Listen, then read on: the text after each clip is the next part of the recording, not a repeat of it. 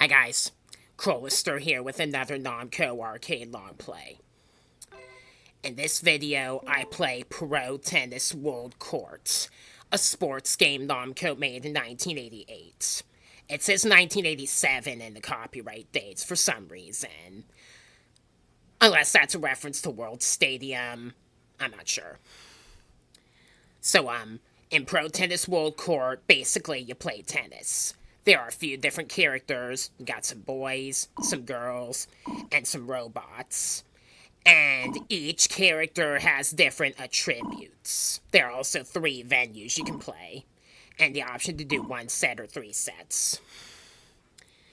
The entire game is in Japanese, and each character has different strengths and weaknesses, so picking out the best character to use for a player and to go against as a CPU will take some trial and error, unless you know how to read the language. Depending on your character set, you could have it moderately easy or get absolutely creamed on command.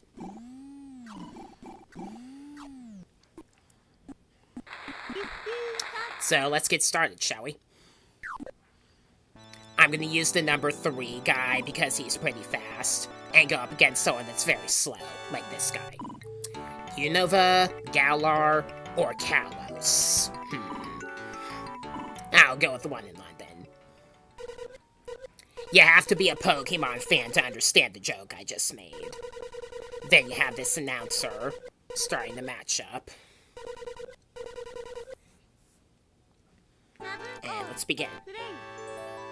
While serving, you have to make sure that the ball bounces in the rectangle shapes directly in front of the net. If it lands outside of that area at all, it's a fault, and you'll have to serve again. If you get a fault again in succession, it's a double fault, and the other player will get a point. You have 1 button for a fast serve, and 1 for a controlled serve, and for striking the ball as well. Use the shadow of the ball to judge its landing area. You go 15, then 30, then 40, and another point after that will win the round. With the easiest and shortest game setting, you will do 6 matches. In between matches, you change court, so the opponent is serving now. You also have to be careful about where the ball lands. If the ball lands outside of the white rectangles or in the rectangles on the sides, like the opponent just did, it's out. And the other player gets a point. Same as with tennis in real life.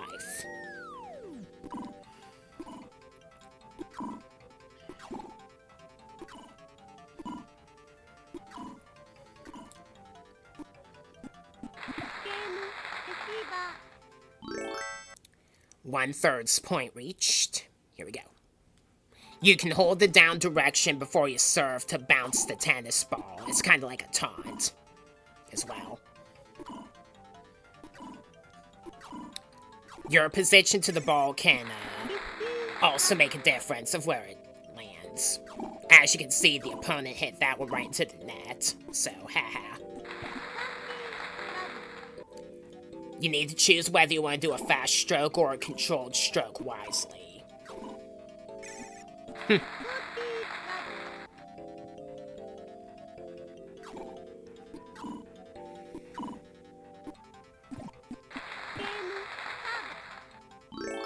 There's half of the game done.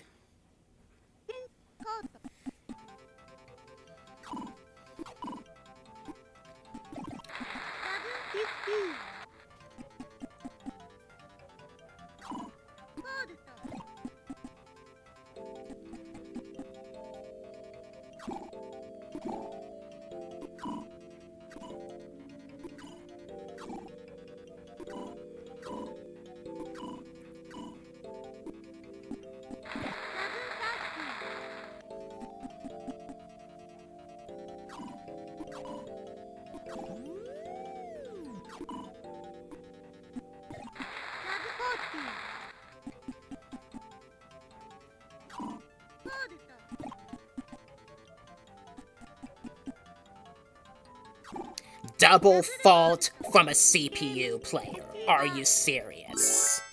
I didn't think that would be possible. Alright, one more set to go.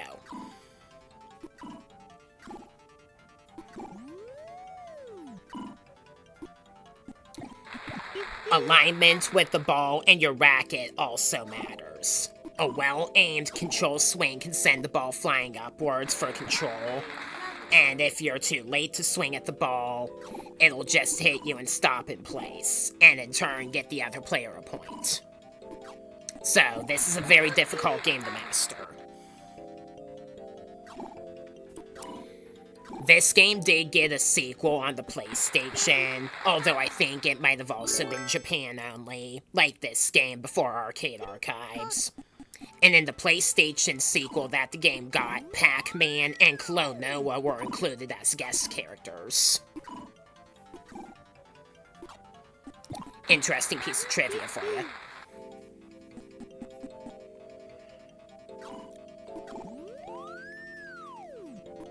Haha.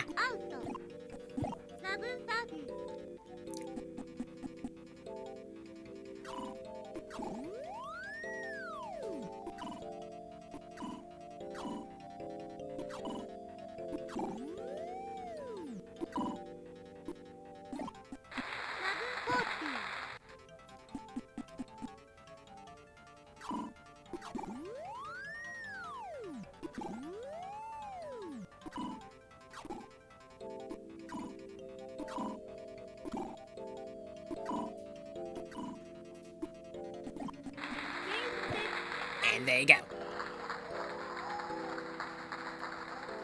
After the 6th point, we finish the game. You can play this game with singles or doubles and multiplayer, depending on how many credits you put in the cabinet. And at the end of the game, your results are displayed. So you can see how many, your ratio of clean serves to faults, for example. And all that stuff.